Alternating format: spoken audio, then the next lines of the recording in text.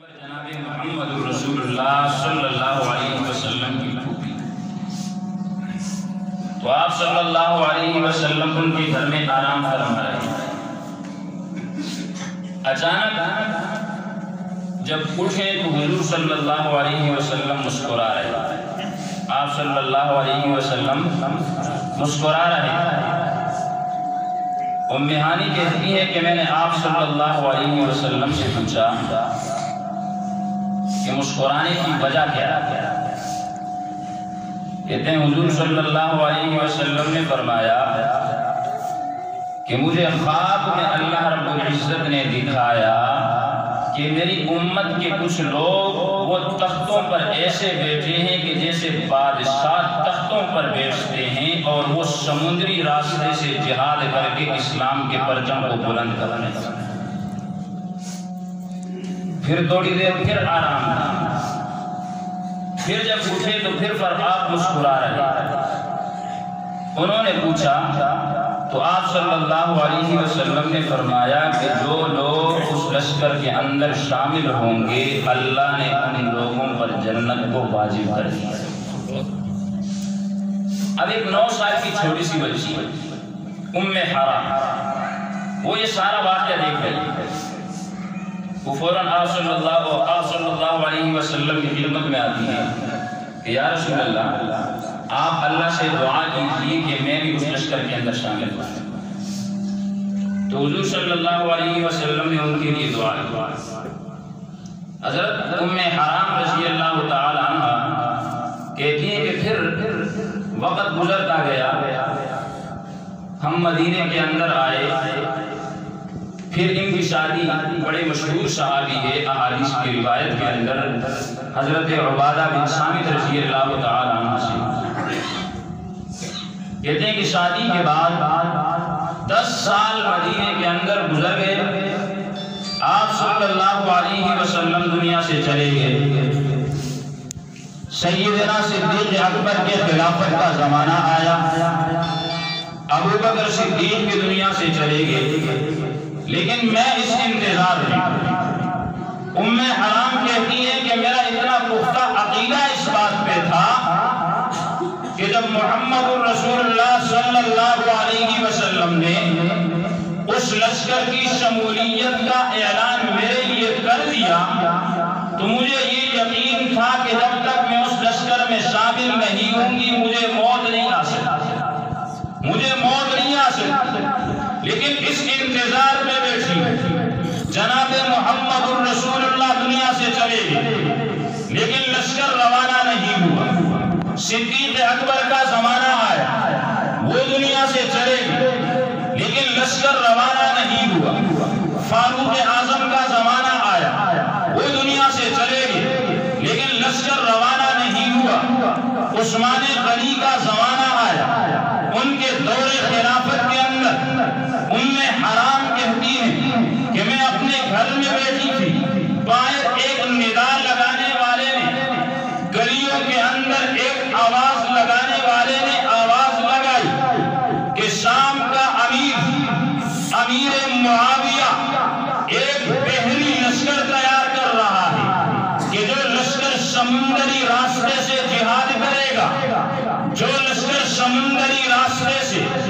اعلان کلمت اللہ کو بلند کرے گا۔ ام حرام کہتی ہے کہ جب میں نے یہ اعلان سنا فوراً اپنے خاوند عبادہ بن صامت سے کہا کہ اب ہم اور مدینے میں نہیں رہ سکتے، چلیے بوری بستر باندھیے، سواری کا انتظام کی جائے، ہم شام کی طرف سفر کریں گے۔ جب شام کی طرف نکلے وہاں امیر معاویہ نے 1750 بحری جہاز تیار کیے تھے، بحری لشکر تیار کیا تھا۔ حضرت عبادہ بن صامت نے امیر معاویہ رضی اللہ تعالی عنہ سے اجازت دی کہ میری بیوی آپ سے کچھ کہنا چاہتی ہے۔ حضرت ام حرام پردے کی حالت میں جب امیر معاویہ کے پاس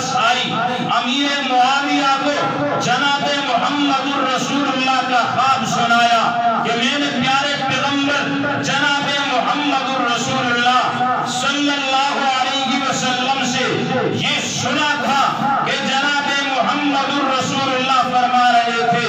اول جیش من امتی یغزون البحر قد اوجبوا، کہ میری امت کا پہلا لشکر جو سمندری جہاد کرے گا اللہ نے اس پر جنت کو واجب کر دیا ہے۔ امیر معاویہ تخت پر بیٹھا ہے، لیکن جب یہ جملہ سنتا ہے آنکھوں سے آنسو جاری ہو جاتے ہیں، داڑھی مبارک تر ہو جاتی ہے، ہاتھ اٹھا کے اللہ سے دعا کرتے ہیں کہ یا اللہ میں محمد کا غلام ہوں، میں محمد کا نوکر ہوں، میں محمد کا خادم ہوں، جس کام کے لیے تو نے میرا انتخاب کیا ہے یا اللہ مجھے اس کام پہ استقامت نصیب فرما، یا اللہ مجھے دین کی خدمت کے لیے قبول فرما۔ میرے بھائی غور کر اس بات پہ، آج اگر کوئی ملعون امیر معاویہ پہ لعن طعن کرتا ہے، انہیں گالیاں دیتا ہے، میں اور آپ برادری کو سامنے لا کر، ذاتی تعلقات کو سامنے لا کر، رشتہ داری کو سامنے لا کر اس کے ساتھ تعلقات کو قائم کرے تو میرے اور آپ سے بڑا لعنتی کوئی نہیں، بڑا بدبخت کوئی نہیں کہ ایک ایسی شخص کو اگر شیعہ گالیاں دے، انہیں برا بھلا کہے، اس کے باوجود اگر ہم ان کے ساتھ تعلقات کو قائم رکھے، ان کے نقش قدم پہ چلے، ان کے ساتھ یاریاں دوستیاں رکھے، خدا کی قسم ذرا تنہائی میں سوچئے کہ امیر معاویہ تو وہ انسان تھا جس کی جنت کی بشارت دنیا میں دے دی گئی ہے، کل قیامت کے دن اگر ان سے سامنا ہوا، کل قیامت کے دن کس منہ سے ہم اس امیر شام کا سامنا کریں گے،